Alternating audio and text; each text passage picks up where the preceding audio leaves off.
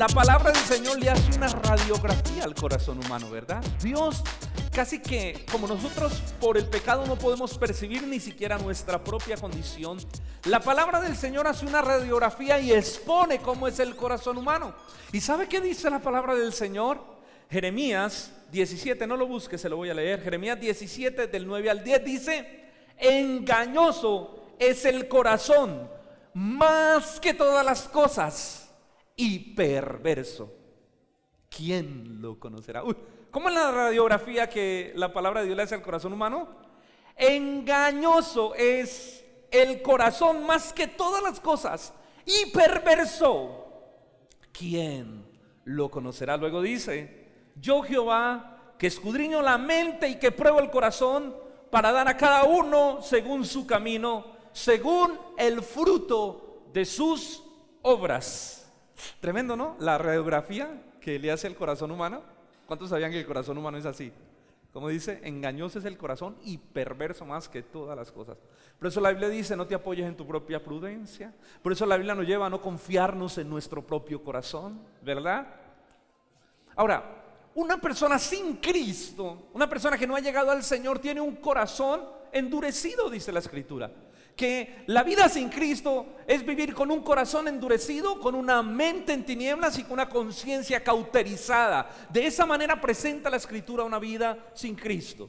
Porque si bien es cierto que cuando nos convertimos al Señor, nuestro corazón es transformado, nuestro corazón es sensibilizado, nos es dada una nueva naturaleza, ¿verdad? Que puede amar al Señor y vivir para el Señor. Ahora, la pregunta que yo quiero hacer en esta noche es la siguiente: ¿alguno de ustedes se ha preguntado alguna vez hasta dónde puede llegar la dureza del corazón humano? ¿Hasta dónde puede llegar la maldad? Hemos visto cosas atroces, ¿verdad? Hemos visto gente que ha pisado la tierra y ha hecho cosas terribles. Por ejemplo, un Adolfo Hitler, ¿cuánta gente no mató, verdad? Personas como por ejemplo un Pablo Escobar, ¿cuánto daño no hicieron a nuestra nación? Pero ¿hasta dónde podría llegar? ¿Hasta dónde podría llegar la maldad del corazón humano? ¿Saben? La maldad del corazón humano no tendría límites si no fuera Dios quien la restringiera por su gracia. Es decir, Dios restringe la maldad del corazón humano. Miren, por ejemplo, las leyes, ¿qué es lo que hacen las leyes? Las leyes restringen la maldad. Las leyes no permiten que el hombre sea más malo de lo que puede ser, ¿sí o no? Algunas cosas como la educación en casa restringen la maldad. Pero si esas restricciones no estuvieran, el corazón humano podría ser lo suficientemente perverso para acabar con cualquier cosa. La maldad del hombre no tiene límites al punto que puede... Para mí uno de los extremos máximos de la maldad es cuando la gente comete atrocidades y las atribuye al nombre de Dios.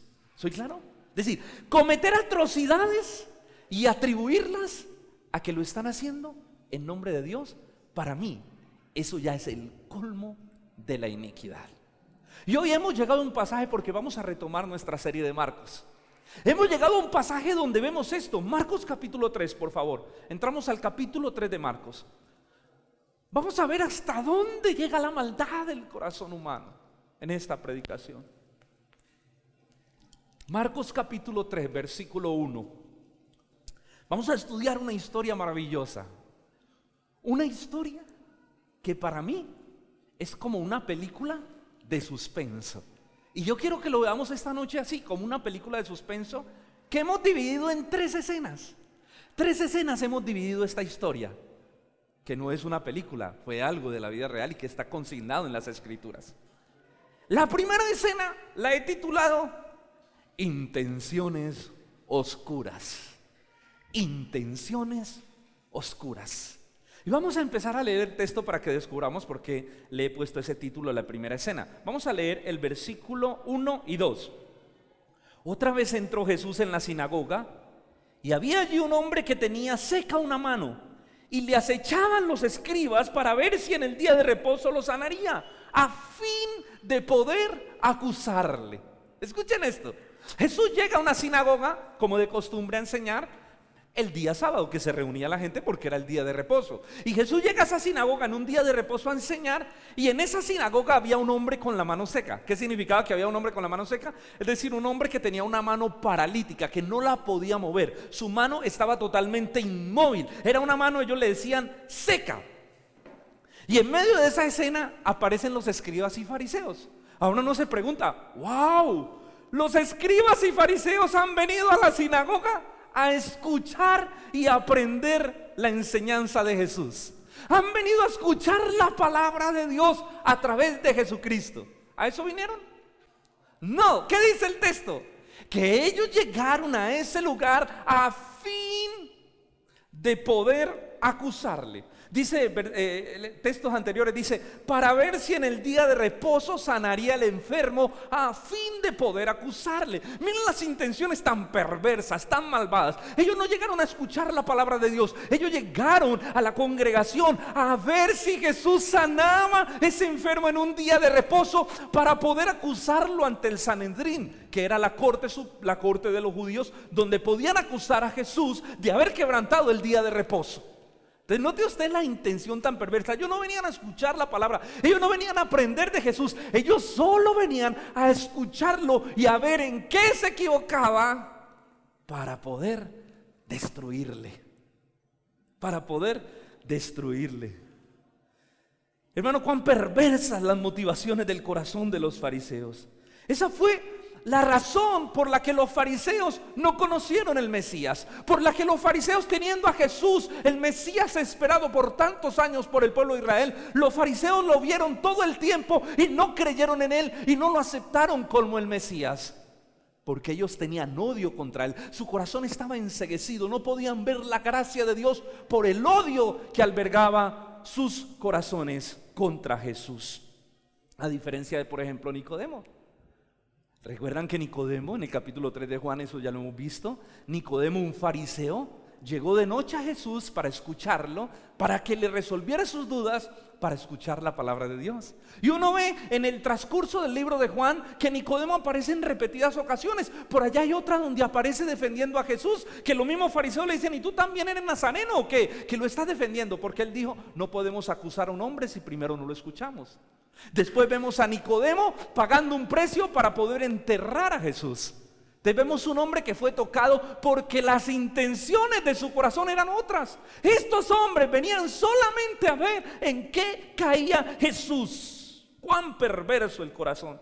Y el texto dice, miren lo que dice: otra vez entró Jesús en la sinagoga y había allí un hombre que tenía la mano seca y ¿qué dice el versículo? Le acechaban. ¿A qué le suena a usted esa palabra?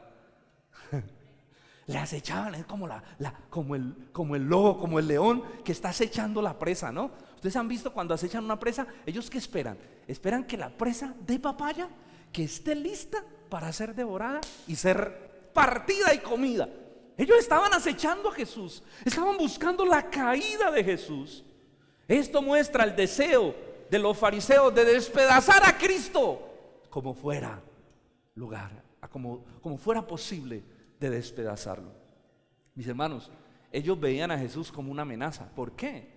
Los fariseos veían a Jesús como una amenaza porque Jesús les ponía a tambalear toda su estructura religiosa. ¿Sí o no?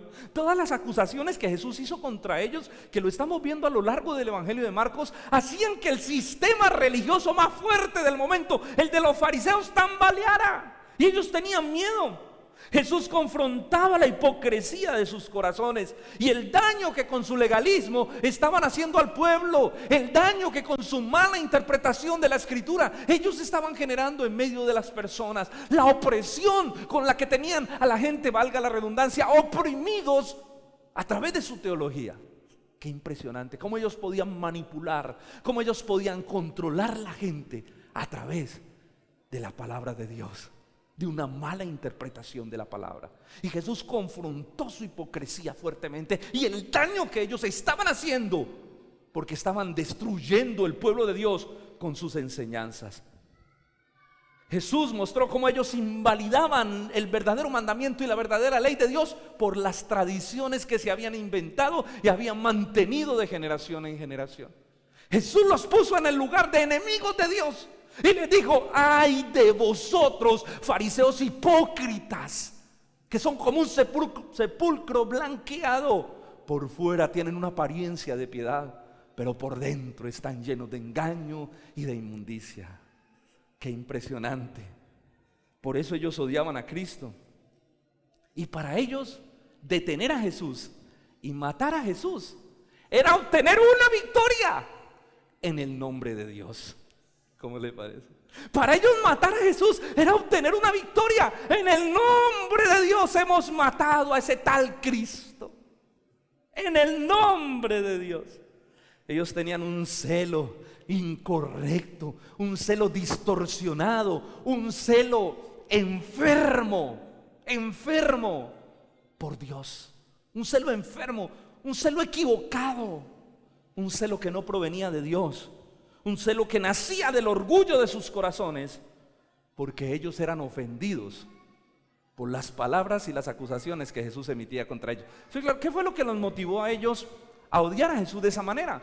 Que lo que Jesús decía estaba poniendo a tambalear toda su estructura y estaba golpeando su propio ego y su propio orgullo. Por eso ellos dijeron: hay que acabar con ese hombre, o ese hombre acabará con nosotros y nuestra estructura religiosa. Había un celo porque se sentían ofendidos. En pocas palabras, ellos, si hubieran podido, le hubieran dicho a Cristo: usted no sabe quién soy yo. Usted no sabe. ¿De dónde nace esa palabra? Del ego.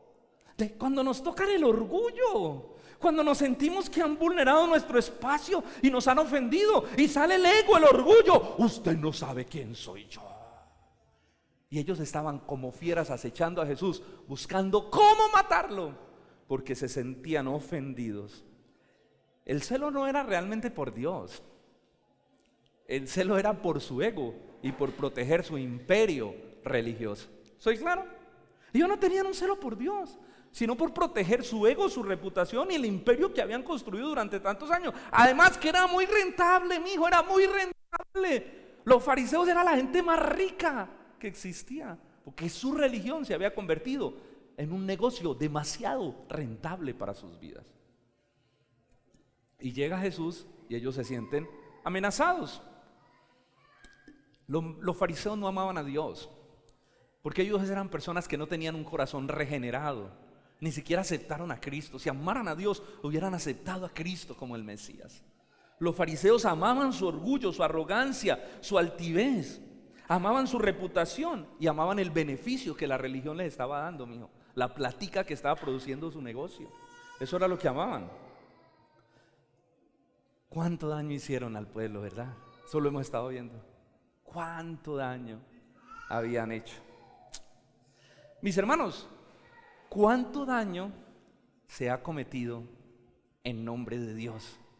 No solo lo hicieron los fariseos, mucha gente a la luz de toda la historia ha hecho muchísimo daño en nombre de Dios. Y han usado la Biblia como excusa para satisfacer sus propios intereses. Y han matado en nombre de Dios. ¿Cuánto daño se hace? Mire, ¿qué hacen los musulmanes? Aquí estos musulmanes que se suicidan, y ¿en nombre de quién se matan? Los que derrumbaron las Torres Gemelas, ¿en nombre de quién? En nombre de Alá, y ellos mueren por Alá, y ellos ven a Estados Unidos como su enemigo, como el demonio encarnado, y ellos buscan matar, y para ellos es un orgullo morir en el nombre de Dios. Oye, ¿cuánto daño hace una teología equivocada? Hasta los extremos que nos puede llevar. Gente que dice: no, eso de la teología no importa, la enseñanza, eso lo que importa es el espíritu, eso es el fluir. Venga. Estamos hablando de que el fundamento de la iglesia es su teología. Y que una teología equivocada no solo puede destruir tu vida, sino tu familia y una sociedad entera. Y dejar un testimonio manchado del evangelio. ¿Cuántas personas no han cometido atrocidades en el nombre de Dios? ¿Cuánta gente no murió en las cruzadas, por ejemplo? ¿Cuántos reformadores no fueron apedreados, no fueron puestos en el fuego? En el nombre de Dios. En el nombre de Dios. No es de extrañar que se diga que la religión es el opio del pueblo. Porque a través de la religión se pueden controlar las masas. Ustedes no saben el poder que existe detrás de un púlpito. Una persona puede controlar vidas con un corazón perverso si se para aquí atrás y si quienes lo escuchan no tienen el discernimiento para entender si es verdad o no lo que se está exponiendo desde aquí. No es de extrañar que se diga que la religión es el opio, o sea, la droga del pueblo, porque muchos cometen atrocidades en el nombre de Dios. Definitivamente muchos han usado la religión y la misma Biblia para manipular y para robar y para dañar a mucha gente.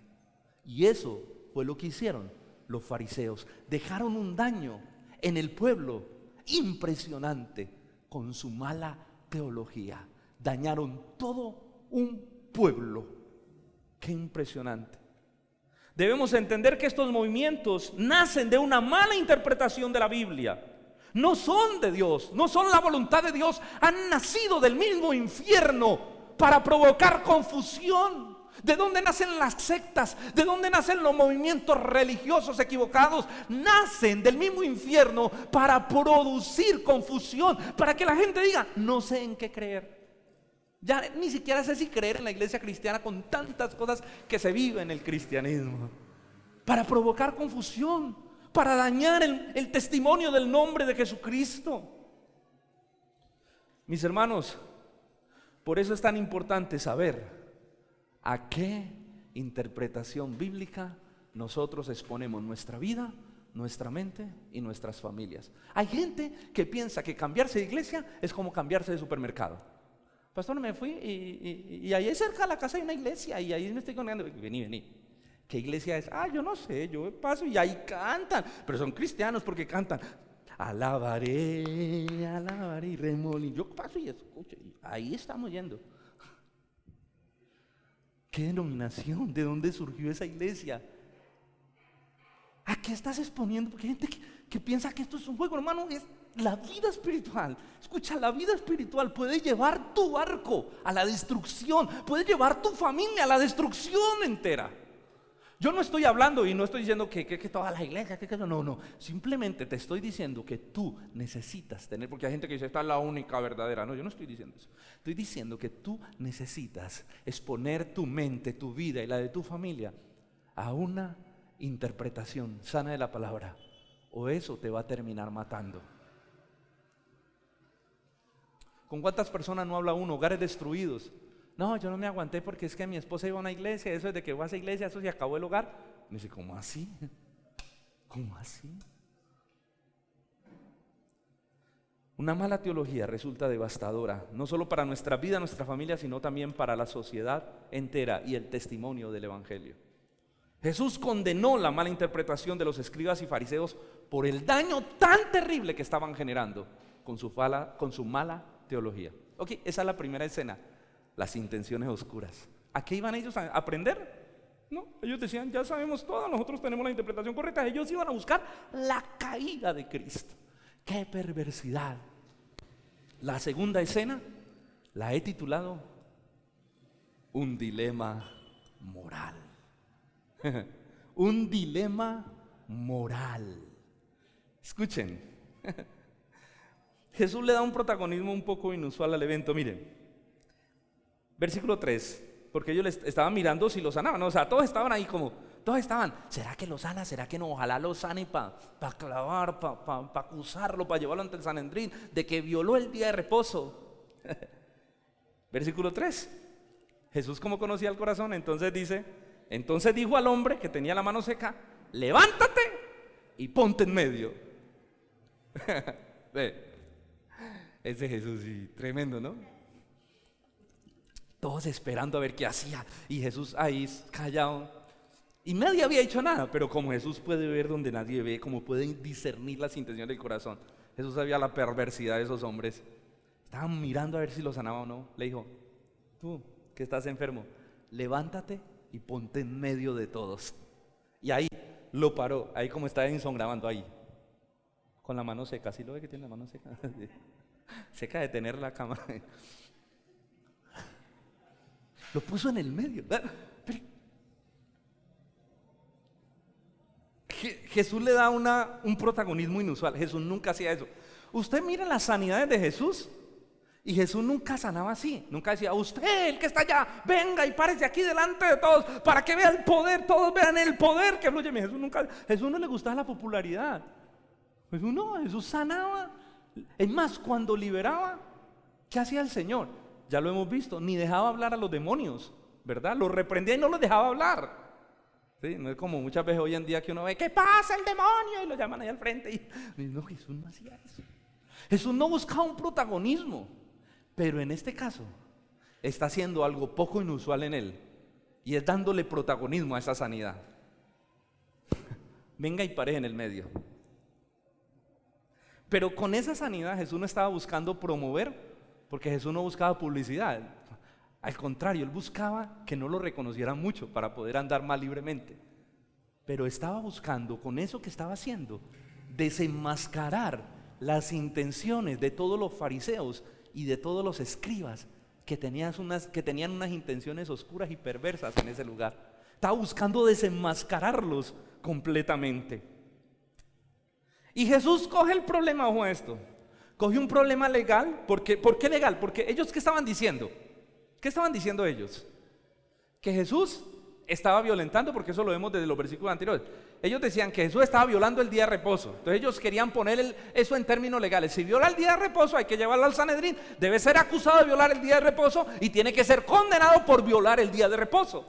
Entonces Jesús coge un problema legal y lo eleva a una instancia moral con la siguiente pregunta.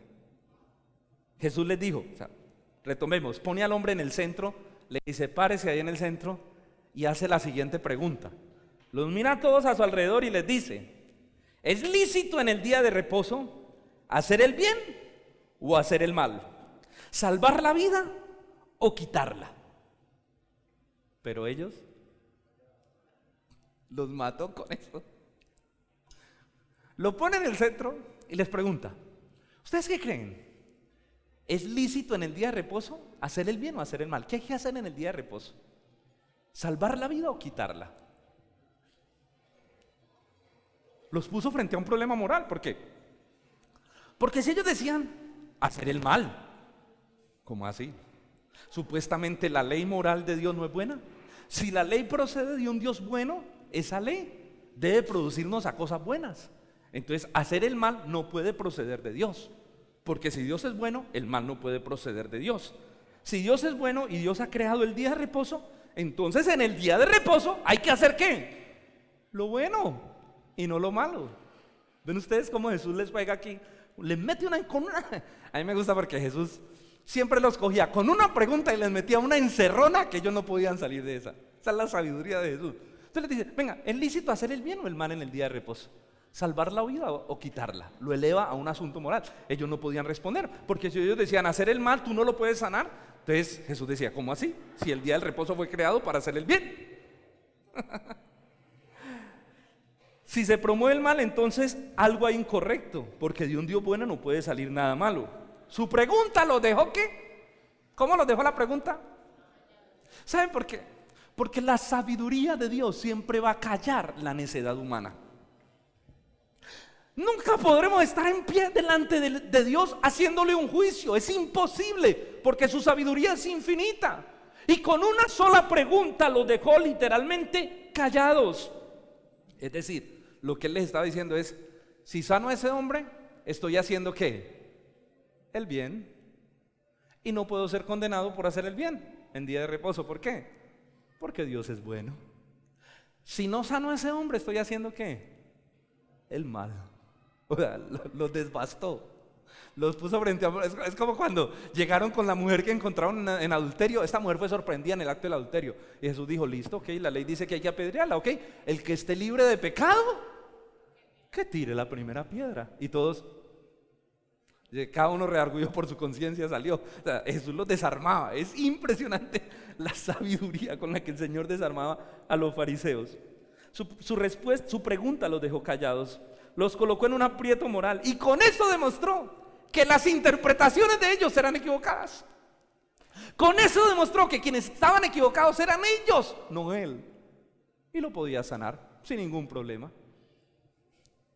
Mis hermanos, ya hemos hablado, y esto está en una de las predicaciones pasadas, sino que no quiero llover sobre mojado, pero sé que hay personas nuevas, entonces trataré de explicar algunas cosas. Las interpretaciones que ellos le daban al día de reposo. ¿Qué era el día de reposo? Era un día donde se dedicaba a adorar a Dios. Era un día donde se dedicaba a Dios, donde los judíos el Sabbat lo dedicaban para el Señor, y ellos no podían hacer nada, solamente adorar al Señor, es decir, no podían trabajar. Pero los fariseos habían llevado esas cosas al extremo, que ellos provocaron una serie de normas, como por ejemplo, si una oveja caía en un hoyo, usted le podía tirar una cobija y tirar una almohada o tirar alimento, pero no la podía sacar, porque sacarla era trabajo, y como trabajaban, violaban la ley de Dios. Si alguien estaba enfermo, el médico no podía sanarlo, porque si lo sanaba, estaba trabajando, y si trabajaba, estaba violando la ley moral de Dios. ¿Ven ustedes, hermanos, toda la perversidad? Todas las aplicaciones que ellos hacían en el día de reposo promovían el mal. Terminaron promoviendo el mal. ¿Cómo es posible que no pueden sacar un animalito de un hoyo? Porque era un día de reposo. ¿Cómo es posible, versículos anteriores lo vimos, que no podían comer espigas si tenían hambre? Porque si cogían espigas y comían era trabajar, entonces que se murieran de hambre los que tenían hambre. Promovían el mal. Entonces lo que les digo ahorita, si una persona está en urgencias, un médico no la puede sanar porque es el día de reposo. ¿Qué promovían? El mal. ¿Cuánta perversidad hay detrás de todo esto? ¿Y sabe qué es lo más tenaz? Lo hacían en el nombre de Dios. Qué duro es ver que hay gente que promueven cosas que dañan a las personas y lo hacen en el nombre de Dios. Tú siempre vas a encontrar que una secta manipula a la gente y hace daño a las personas, y lo hace en el nombre de Dios. Por ejemplo, pienso, y va a sonar duro, pero hay que decirlo. Por ejemplo, los testigos de Jehová. Si una persona le tienen que hacer una transfusión de sangre, ellos no lo permiten, porque según ellos eso viola un mandamiento del Antiguo Testamento, que es no ingerir sangre. Entonces ellos no permiten la transfusión de sangre, y muchos niños o personas han muerto por no hacer transfusión de sangre. Una mala interpretación de la Escritura puede llevar a la muerte de alguien. ¿Ven ustedes? Qué triste es que se hagan cosas que dañan las vidas, dañan las familias, y se hacen en el nombre de Dios. Escuche, una teología saludable nunca dañará tu vida ni tu familia, nunca producirá el daño que produce una teología equivocada, nunca. Por eso es importante saber dónde te congregas. Y yo no estoy diciendo con esto, hermanos, es que esta iglesia, gloria a Dios, aquí somos los perfectos, inmaculados, aquí nadie se equivoca. No. Yo no estoy diciendo ni que las otras iglesias no son. No, simplemente te estoy abriendo los ojos para que veas el peligro que hay de que te metas a un lugar donde se está enseñando distorsionadamente la palabra de Dios y donde se cometen atrocidades en nombre de Dios. Hermanos, una mala teología termina alimentando la maldad del corazón humano. Y le voy a dar solo algunos ejemplos. Donde se predica el evangelio antropocéntrico. ¿Cuál es el evangelio antropocéntrico? El sentado en el yo, donde te dicen tú eres un campeón, tú eres lo máximo, no hay nadie como tú. Si tú no naces, ¿qué sería este mundo? No hay nadie como tú eres maravilloso. Tienes que creer en todo ese potencial que hay en ti, porque Cristo está para que tú seas victorioso, seas un hombre lleno de vida. Y yo sé que a todos nos gusta eso, ¿no? Eso lo emociona a uno, pero no sirve para nada, porque te emociona un rato, pero eso no transforma tu carácter. Eso es una distorsión del evangelio. El evangelio antropocéntrico es una distorsión. ¿Qué termina haciendo eso? Alimentando tu ego en lugar de matártelo. En lugar de crucificarte tu ego y que tú digas, bueno, ok, yo soy alguien simplemente que necesita de la gracia de Dios, yo soy alguien que depende del Señor, que necesita del Señor. En lugar de llevarte a la cruz, termina alimentando y despertando tu ego. Entonces ahí es donde uno encuentra que en este tipo de lugares se arman unos pleitos, hermano. Todo el mundo está vivo ahí, apenas tocan uno, eso se levanta al otro y el otro contra el otro, y eso se arman unas peloteras y unas divisiones, producto ¿de qué? Del evangelio antropocéntrico, donde todo el mundo está, usted no sabe quién soy yo, usted no sabe quién soy yo, usted no sabe, donde el ego está vivo, porque se ha alimentado el ego a través de la predicación de la palabra.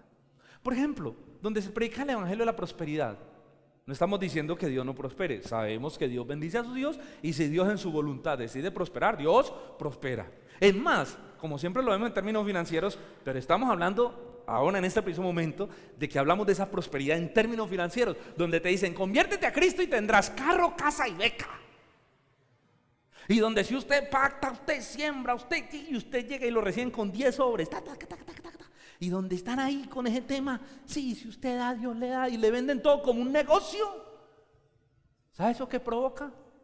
Que usted se vuelva un cristiano interesado, que se distorsione la naturaleza paterna de Dios, que usted no busque a Dios por gracia sino por interés, que usted no dé su diezmo, su ofrenda por gracia sino por interés, diciendo, uy, le voy a dar 100,000, o sea que si él multiplica el 100 por 1, son 100,000 por 100. Uy, ¿cómo, Señor? ¿Qué negocio?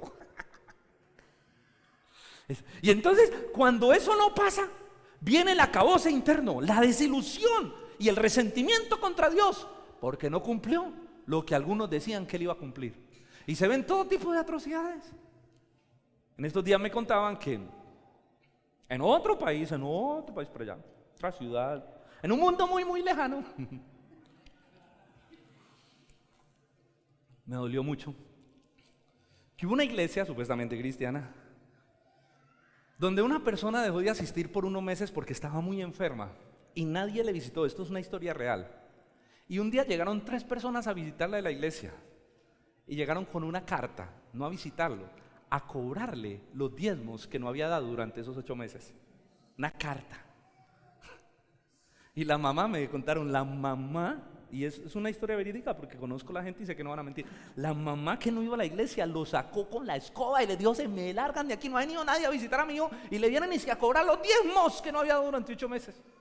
¿Qué es eso? ¿Producto de qué? De una distorsión de la escritura.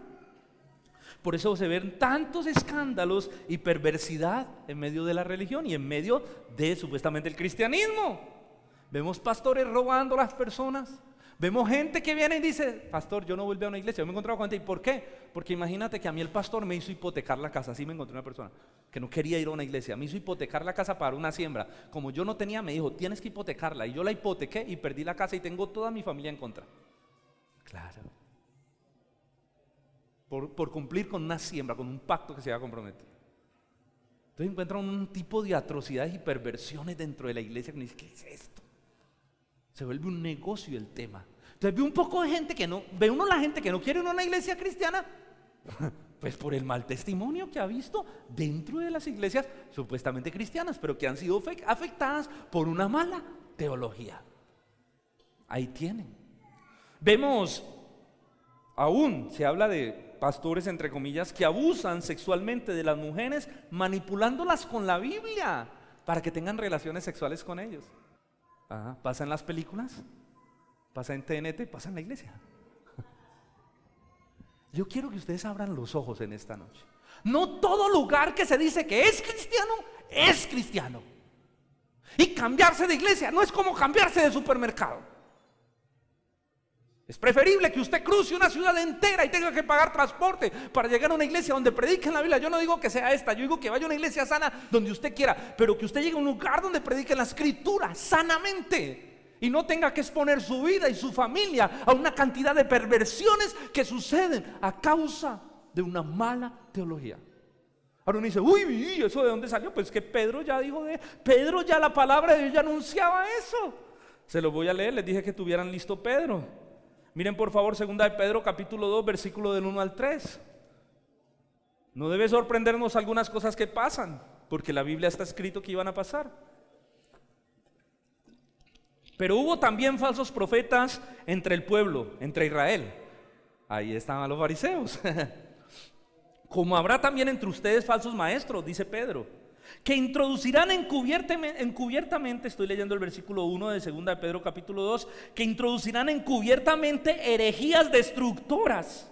Ojo a esto, herejías destructoras como las que les estoy contando, y aún negarán al Señor que los rescató, atrayendo sobre sí mismos una destrucción repentina.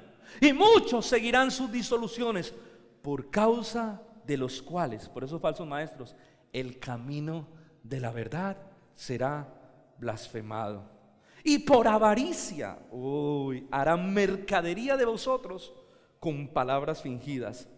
Sobre los tales ya de largo tiempo la condenación no se tarda y su perdición no se duerme. Harán mercadería. Una de las características de los falsos maestros es que aman el dinero y hacen mercadería de las almas. Vuelven un negocio la predicación de la palabra. Y usted ve cada vez, los ve a ellos más ricos y a la gente más pobre, porque están trasquilando las ovejas, peluqueando las ovejas, robando las ovejas, quitándole la lana a las ovejas. Luego miremos el versículo 12. Pero estos hablando mal de cosas que no entienden, como uy, qué fuerte esto, ¿no? Si usted dice, el pastor tan fuerte, no, mire qué fuerte es la palabra con ellos. Como animales irracionales, nacidos para la presa y la destrucción, perecerán en su propia perdición, recibiendo el galardón de su injusticia, ya que tienen por delicia el gozar de los deleites cada día. Estos son inmundicias y manchas, quienes aún mientras comen con ustedes se recrean en sus errores. Ojo a esto, tienen los ojos llenos de adulterio, no se sacían de pecar, seducen las almas inconstantes, tienen el corazón habituado a la codicia y son hijos de maldición. Otra de las características de los falsos maestros es que seducen a las mujeres, a las almas inconstantes, y aman el adulterio, aman el adulterio. Impresionante, ¿no? Tienen el corazón habituado a la codicia. En la Biblia está que eso iba a pasar. Y son tiempos que estamos viviendo hoy en día. Donde se ha convertido muchas veces, en muchos lugares, el evangelio de Dios en un negocio rentable para la familia. Hermanos, los dilemas escandalosos, morales, financieros dentro de la iglesia o la religión provienen de corazones no regenerados que sirven al Señor. Usted me pregunta a mí, ¿cuántas cosas no han sacado por ahí? Por ejemplo, que por ahí cogieron una banda de delincuentes que se hacían pasar por pastores y entre todos saqueaban las personas, les quitaban los bienes a las personas. Ellos son pastores. No, no son pastores, son inconversos. Son gente no regenerada, no nacida de nuevo, que se hace pasar por siervos de Cristo. A esos es los que Pedro les llama falsos maestros. Gentes que toman el evangelio para dañar, para oprimir y para sacar provecho y robar a la gente. Pedro muestra que los falsos profetas y falsos maestros están perdidos. Y ojo, usa una palabra muy fuerte: hijos de maldición. Es decir, es gente que no es regenerada, es gente que no le pertenece a Cristo, que está dentro de la iglesia con un fin: hacer negocio. A mí nunca se me va a olvidar que un día un hombre se acercó y me dijo: tú estás estudiando para ser pastor, ¿te gusta eso? Sí, montemos una iglesia, yo te la pongo y partimos. ¿Qué? Claro, si alguien que está por ahí le suena eso y dice: uy, ¿cómo así? Aquí está el negocio, socio, venga, pues hablemos. Pero eso es lo que hay, hermano, y eso abunda.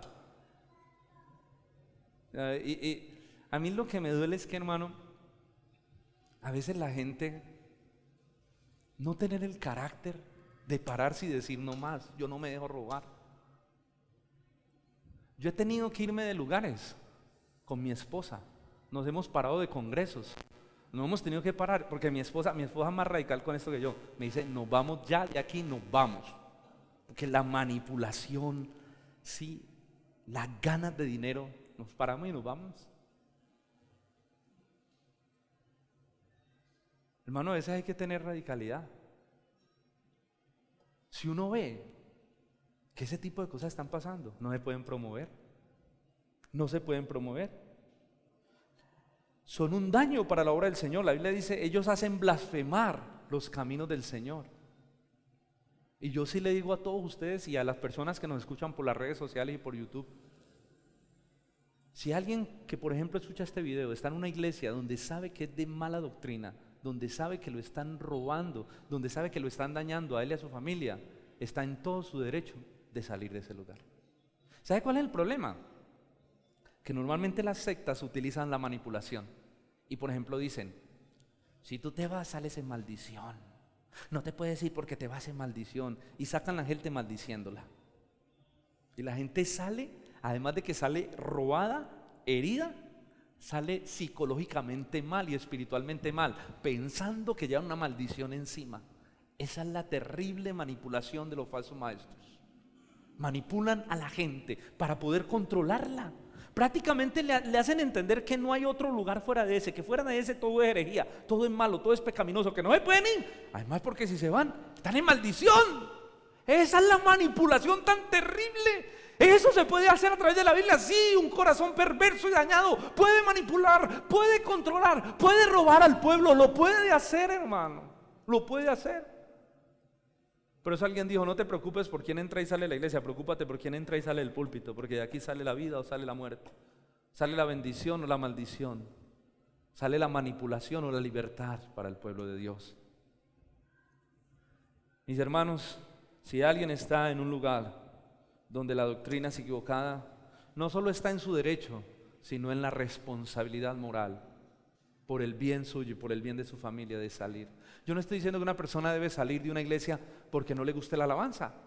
No, es que a mí no me gusta aquí porque a mí me gustan más los himnos, ¿no? Porque esos son gustos que si quiere cantar himnos cante, si quiere usar música contemporánea, eso no estamos hablando. O yo me voy de esta iglesia porque tengo un problema con mi hermano, tampoco, porque hay gente que sale huyendo de las iglesias porque por un problema con alguien. Es lo más fácil. No estamos hablando ni de lo uno ni del otro. Estamos hablando que una persona puede salir de una iglesia porque hay unas falencias doctrinales que están exponiendo su vida y su familia al peligro. Yo personalmente, hay iglesias, si yo fuera una oveja, nunca me congregaría. Yo ya no voy. No, Señor, no voy.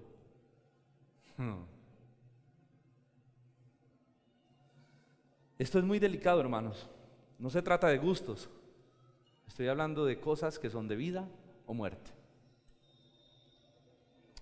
Ahora, esto no significa que en una iglesia saludable, una iglesia que predique una teología correcta o tenga una enseñanza buena, no hayan problemas o no hayan problemas morales. Los van a haber. Esto no significa que en una iglesia saludable usted no encuentre situaciones difíciles. Las va a encontrar. Para un ejemplo, la iglesia de Corintio. Usted estudia la iglesia de Corintio, la carta de los Corintios, dice, uy, tremenda esa iglesia, todo lo que vivía.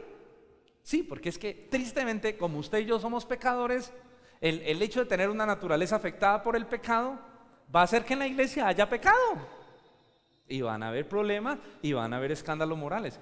Pero estamos hablando de que alguien que es regenerado, cuando peca, siente un profundo dolor y es traspasado por el pecado y se arrepiente y cambia. Pedro, ¿recuerdan? ¿Pedro qué hizo? Pedro conocía a Jesús y ¿qué hizo? Lo negó y lo negó 3 veces. Pero cuando se arrepintió, ¿qué hizo? Lloró amargamente su pecado. En cambio, los falsos maestros, Pedro dice, ellos se recrean, se lo leo, dice así, se recrean en sus errores, tienen los ojos llenos de adulterio, no pueden parar de pecar porque no se sacian de pecar. Eso es diferente. Eso es diferente. Una cosa es que alguien no se sacie de pecar y tenga los ojos llenos de adulterio. Y otra cosa es que alguien, por su debilidad, fue quebrantado, pero se arrepintió. Eso es diferente. Usted igual va a ver situaciones. Yo le digo a la gente que dice, ay, tan rica esta iglesia, tan chévere, tan familiar. Yo le digo, sí, rico, venga, y espere que conozca a la gente y verás que también tiene cosas delicadas. Aquí también tenemos los chicharroncitos, los problemas, el hermano lija, el hermano, aquí también. De una vez cuando llegan les voy abriendo los ojos, para que la gente sepa que eso es la iglesia. No es un museo de santos, sino un hospital de pecadores. Pero es gente que ama al Señor, que ama a hacer. Ahí está la iglesia.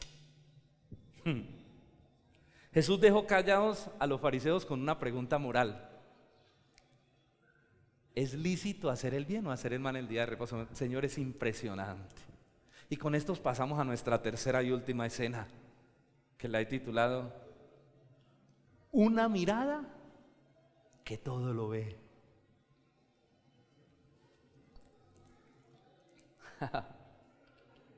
¿Usted ha visto que hay miradas que parecen que lo traspasaran a uno por dentro?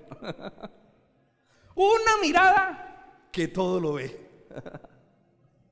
¿Usted ha visto que hay gente que mira y uno siente que le está mirando como el corazón, como no sé, le está en una radiografía por dentro para un escáner? Muy bien, una mirada que todo lo ve. Versículo 5. Entonces mirándolos Jesús, recuerdan que recapitulemos, pone al tipo con la mano seca en el centro, le dice que si es bien no va a hacer el bien o el mal en el día de reposo, y luego les dice, entonces mirándolos con enojo, entristecido por la dureza de sus corazones, le dijo al hombre, extiende tu mano, y él la extendió, y la mano le fue restaurada. ¿Qué fue lo primero que dijo Jesús? ¿Qué fue lo primero que hizo? Mirarlos. Por eso esta escena se llama una mirada que todo lo ve. Yo me imagino que esa no fue cualquier mirada, porque esa mirada estaba llena de algunos sentimientos. Dice, mirándolos ¿con qué? Con tristeza y enojo por la dureza de sus corazones. No fue cualquier mirada, ni siquiera fue una mirada de rencor. Fue una mirada cargada de dolor, de tristeza, pero también de enojo por la dureza de sus corazones. Y ahí estaban los ojos de Jesús, el que todo lo ve, el que conocía las intenciones, descubriendo las intenciones perversas, porque ellos no habían dicho por qué estaban allí, la gente no sabía, pero Jesús sí sabía. Su mirada todo lo desnuda. La mirada de Jesús puede ver lo que nosotros no vemos. La mirada de Jesús puede mirar las intenciones de nuestro corazón. Dios no solamente ve nuestras acciones, Dios también ve las intenciones más profundas de nuestro corazón. Jesús hizo un paneo con su mirada y vio todos los corazones. Nadie podía ocultar las intenciones perversas delante de Jesús. ¿Recuerdan lo que dice la Biblia? Cuando Samuel fue a escoger el rey, que le trajeron todos los hijos menos a David, y cuando le trajeron el primero dijo, este es, y Dios lo dijo, no mires lo alto de su apariencia ni su estatura, porque dice la escritura, dice así, no mires su apariencia ni lo alto de su estatura, porque yo lo desecho. Pues Dios no ve como el hombre ve, porque el hombre mira la apariencia exterior, pero el Señor mira el corazón. Primero de Samuel 16, 7. El hombre mira ¿qué? Lo que está delante, pero Dios ve ¿qué? El corazón. Dios no mira solamente las acciones, sino las intenciones. Escuche, porque hay acciones que parecen muy santas, porque hay acciones que parecen muy buenas, pero vienen con una motivación pervertida. Y eso fue lo que más les dolió a los escribas y fariseos, porque Jesús dijo, ustedes ayunan no para Dios, sino para que los hombres lo vean. Ustedes oran. ¿Orar es una acción buena? Sí. Pero ustedes no oran para Dios, sino para que los hombres los aplaudan. Ustedes son generosos, dan sus ofrendas, ayudan a la gente, pero no para que Dios se sienta agradado, sino para que la gente los vea y los aplauda. ¡Ay de vosotros, fariseos hipócritas! Miren, hermanos, cómo unas buenas acciones pueden estar cargadas de una motivación bien pervertida. Y a veces nosotros vemos la apariencia. Vemos un predicador y decimos, uy, cómo predica de bueno, uy, cómo predica de chévere. O vemos a alguien orar y dice, uy, ese tiene que ser muy espiritual, ¿cómo ora? Todas las horas que pasa orando, uy, Echeverry. Y vea, como que me tumbaron. Nosotros somos muy llevados por las apariencias. El Señor ve el corazón. Yo puedo estar predicando esto aquí y el Señor conoce la intención y la motivación con lo que lo estoy haciendo. Ustedes muchos no. Entonces, hermano, ¿ven lo vulnerable que es uno? ¿Cómo uno puede ser engañado de fácilmente?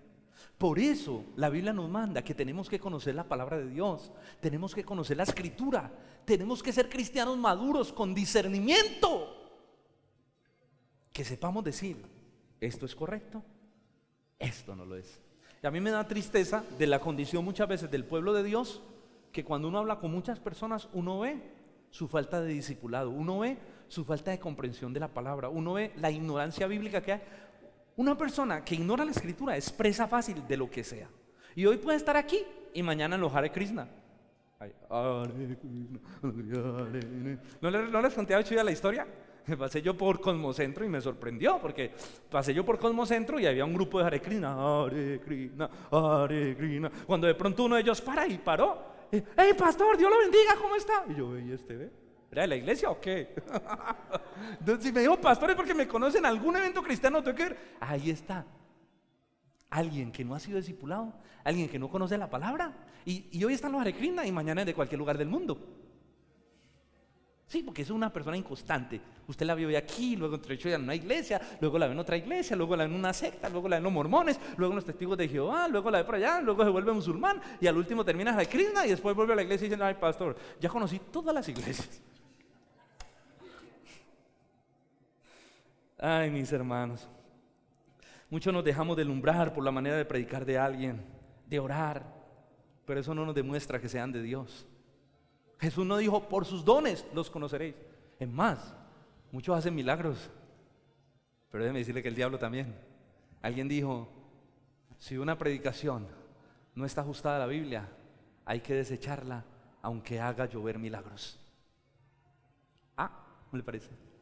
¿No dice Mateo 7? Muchos me dirán aquel día, Señor, Señor, en tu nombre no hicimos muchos milagros, no profetizamos en tu nombre. Ojo, no hicimos muchos milagros, no profetizamos en tu nombre, no echamos fuera demonios. Y el Señor les dijo, apartados de mí, hacedores de maldad, nunca yo a ustedes los conocí. Por sus frutos los conoceréis. No por sus dones, por sus frutos. Métase a la vida de esa persona, conózcale la familia, conózcale los hijos, conózcale la esposa, empiece a ver cómo se comporta, empiece a verlo en sus relaciones, empiece a ver su carácter. Ahí usted determina si alguien de Dios o no. Cuando Pedro dijo que escojan los líderes, no dijo escojan al que más talento tengan. Pedro dijo escojan a alguien que tenga buen testimonio, que sea honesto, alguien que sea transparente, que gobierne bien su casa, que tenga a sus hijos en sujeción, que sea marido de una sola mujer, porque el que no gobierna bien su casa no puede gobernar la iglesia del Señor. Punto final. Métase a la casa, por sus frutos los conoceréis. Conozco gente buenísima para predicar aquí, buenísima, pero cuando llega a la casa le pega a la esposa, le pega al hijo, le pega al perro, no quiere a la suegra. ¿Qué evangelio es ese? Pues ya, aquí estamos jugando. Sí, aquí estamos jugando, pues ya. Por sus frutos los conoceréis, hermanos. Usted dirá, ay no, el pastor tan duro porque esas cosas. Lo digo por su bien, para que abran los ojos, hermano. A veces nosotros vamos como corderitos llevados al matadero y el que nos predica nos diga algo atrás, nos vamos, ay que campaña en tal lado, ay para allá vamos todos, ay que ay para allá vamos, pastor. Venga, cálmese, evalúe, analice, vea la importancia de esto. Ay, mis hermanos, Jesús experimentó dos sentimientos cuando los miró. ¿Cuáles fueron? Primero experimentó ¿qué? Dice mirándolos con ¿qué? No, primero, con enojo. Con enojo. ¿Sabe por qué? De ver la perversidad. Lo que la gente no veía, de ver las intenciones oscuras, de ver las intenciones macabras de sus corazones. Gente que parece espiritual, que parece muy buena, pero tiene unas intenciones perversas. Jesús estaba viendo eso y déjeme decirle que el pecado provoca la ira de Dios. Dios cuando ve el pecado no es un agente como inactivo, como pasivo. No, el pecado desata la ira de Dios, porque el pecado enoja el corazón de Dios, enoja todo su ser. ¿Sabe por qué? Porque su ser es santo. La ira de Dios es la respuesta de su justicia al pecado. Se enojó Jesús. Recuerden cuando entró al templo y dijo: ustedes han llenado, han convertido la casa de oración en una cueva de ladrones. Enojado con ira, porque el pecado enoja el corazón de Dios. Enoja el corazón de Dios. Jesús sentía una ira santa contra los fariseos por la perversidad con la que actuaban y por hacerlo en el nombre de Dios. Por eso la Escritura dice que los falsos maestros recibirán mayor condenación. Terrible, ¿no? Pero a la vez que sentía ira, sentía una profunda, ¿qué dice el versículo? Los miró con enojo, pero dice que los miró también entristecido por la dureza de sus corazones. Qué interesante, venga, qué interesante. Qué interesante tener ira y tristeza a la vez. Noten ustedes la combinación de estos dos sentimientos que provienen de la santidad de Dios. Ira por el pecado, pero tristeza porque ellos estaban perdidos. Tristeza porque la dureza de sus corazones no los dejaba mirar a Jesús. Hermano, ¿eso sabe qué nos muestra? Que Dios no es cruel, que la justicia de Dios opera, que hay mucha gente que se va a condenar en el infierno por rechazar a Jesucristo como el Señor y Salvador personal. Sí, porque la justicia de Dios tiene que juzgar el pecado, porque el pecado atenta contra la naturaleza santa de Dios. Y el rechazar a Cristo hará que muchos se condenen. Pero cuando Dios envíe a la gente al infierno, no la va a enviar riéndose diciendo, ay, los mandamos al infierno, por fin no. Tristeza y dolor, porque el pecado le genera a Dios rabia, pero le genera tristeza y dolor por causa de las personas que están siendo golpeadas y dañadas por el pecado. Mi hermano, el corazón de Dios es afligido cuando usted y yo pecamos. ¿Saben por qué?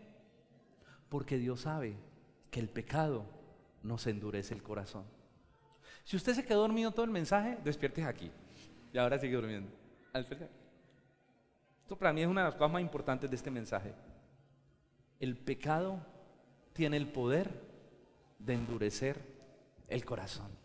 Y cuando un creyente no se arrepiente y no confiesa su pecado, ese pecado endurece su corazón. ¿Recuerdan a David? Cuando pecó con Betsabé y se cayó y no quería confesar su pecado, escriben en Salmo 32, mientras callé, se envejecieron mis huesos en mi gemir todo el día, se volvió mi verdor en sequedad de verano. El pecado tiene la capacidad de endurecernos cuando no lo confesamos. Mi hermano, cuando nosotros, por ejemplo, dejamos entrar odio, ¿cuántos saben que el odio es pecado? Que el resentimiento es pecado. Y a veces nos ofenden y usted no sabe quién soy yo, y reaccionamos y nos dejamos llenar de ira y nos dejamos llenar de enojo y dejamos que ese enojo, que esa ira se albergue. Eso va a ir creciendo y eso te va a ir matando. Eso es como un cáncer que cuando tú menos te des cuenta, estás consumido hasta los tuétanos. ¿Y cuánta gente uno no encuentra en las iglesias resentida? Resentida con Dios, resentida con el pastor, resentida con los líderes. Yo me enfermé y nunca me visitaron. Y dejaron que el resentimiento entrara y el odio entrara a su corazón. Y terminaron rompiendo las relaciones. Muchas iglesias han sido destruidas por personas que con estos sentimientos empezaron a dañar la iglesia y a deteriorarla. Hermano, nunca deje que el pecado se albergue, porque el pecado es un cáncer. Si usted no lo confiesa, se arrepiente, si usted no resuelve, si a usted alguien lo ofendió y usted no resuelve eso, ese enojo, ese rencor puede terminar endureciéndole el corazón al punto que usted se vuelve insensible a la palabra del Señor y al mover del Espíritu de Dios. Por eso la Biblia dice, sobre toda cosa guardada, guarda tu corazón, porque de él mana la vida, hermano. ¿Usted conoce gente así que tiene el corazón herido, el corazón resentido? Mire y veréis que no avanzan en su vida espiritual hasta que no suelten esa carga y ese dolor. Sobre toda cosa guardada, guarda el corazón, porque si no se van a albergar las malas motivaciones, se van a albergar las perversidades en tu corazón y va a empezar a fluir, no palabras que puedan ser de bendición, sino que va a empezar a fluir de tu corazón una fuente de maldición y de daño para otras personas. Guarda tu corazón, arrepiéntete, sana tus relaciones, pídele perdón a Dios para que tengas un corazón sano, saludable y puedas disfrutar la gracia del Señor. Mis hermanos, la dureza del corazón es un asunto que sucede poco a poco, poco a poco. ¿Cómo se endurece el corazón? No es de la noche a la mañana, poco a poco. La conciencia te empieza a advertir, ojo que eso está mal, ojo que eso está mal. Pero empezamos a callar tanto la conciencia que llega a un punto donde la conciencia ya no habla y nos habituamos a la vida de pecado o al rencor que tenemos y ya se vuelve parte de nuestra vida y nuestro corazón se endurece hasta que termina seco y ya no percibimos al Señor, no entendemos la palabra de Dios, nuestra vida espiritual se vuelve su verdor en sequedad de verano. Y es allí cuando tiene que venir el Señor y partirnos en mil pedazos para volvernos a sensibilizar. Conclusión. ¿Cómo termina la historia? Estamos todos a la expectativa. ¿Cómo terminó esto? Venga dentro de 8 días. ¿No? ¿Cómo termina la historia? Hay que hacer como las novelas o las series que lo dejan a uno ahí en el... dijo al hombre, Jesucristo dijo al hombre que estaba allí de la mano seca en el medio: extiende tu mano. Y él la extendió, y la mano le fue restaurada y le fue sana. Y salidos los fariseos, tomaron consejo con los herodianos contra Jesús para destruirle. ¿Cómo termina la historia? Jesús lo hace parar en el centro y delante de todos lo sana. Y eso hizo que los fariseos le cogieran tanta piedra que el versículo termina diciendo: se aliaron con los herodianos para destruirle. ¿Ustedes saben quiénes eran los herodianos? Los herodianos era un movimiento político que apoyaba a Herodes o que apoyaba a Roma. Los herodianos odiaban a los fariseos y estaban en contra de las costumbres de los fariseos. Los fariseos odiaban a los herodianos. Pero es tanta la maldad y el rencor y el orgullo que sentían ellos y el rencor por Cristo, que se aliaron con sus peores enemigos. Los liberales, los herodianos, no querían saber nada de la ley de Dios, los más pecadores, se aliaron con ellos para poder matar a Jesús. ¿Hasta dónde lleva la perversidad del corazón? ¿Hasta dónde lleva la perversión del corazón humano sin Cristo? Que fueron capaces de matar a Cristo y hacerlo en el nombre de Dios. De matar al Hijo de Dios y matarlo en el nombre de Dios. Definitivamente necesitamos un nuevo corazón. Definitivamente necesitamos un corazón sensible, porque la dureza de nuestro corazón nos puede llevar a unos extremos muy terribles, donde tú vas a terminar haciendo cosas que dirás: yo nunca pensé que podía hacer esto. Si dejamos que el corazón se endurezca, podemos llegar a un punto de hacer cosas tan feas, tan horribles, que nunca pensamos llegar a esos extremos.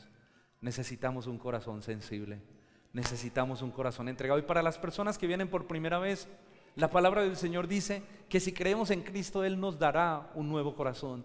Es la promesa del nuevo pacto que está en Ezequiel. Les daré un corazón de carne, quitaré el corazón de piedra y pondré un corazón de carne para que anden en mis estatutos, en mis preceptos y en mis mandamientos. Dios nos dará un corazón que le ame. Dios nos dará un corazón que le sirva. Entrégale tu vida a Cristo, rinde tu vida en Cristo y Dios cambiará el duro corazón que tenemos. Hermano, necesitamos un corazón sensible que ame a Dios. Amén. Necesitamos un corazón sano y eso lo produce una sana exposición a la palabra de Dios y una sana comunión con el Espíritu de Dios. Amén.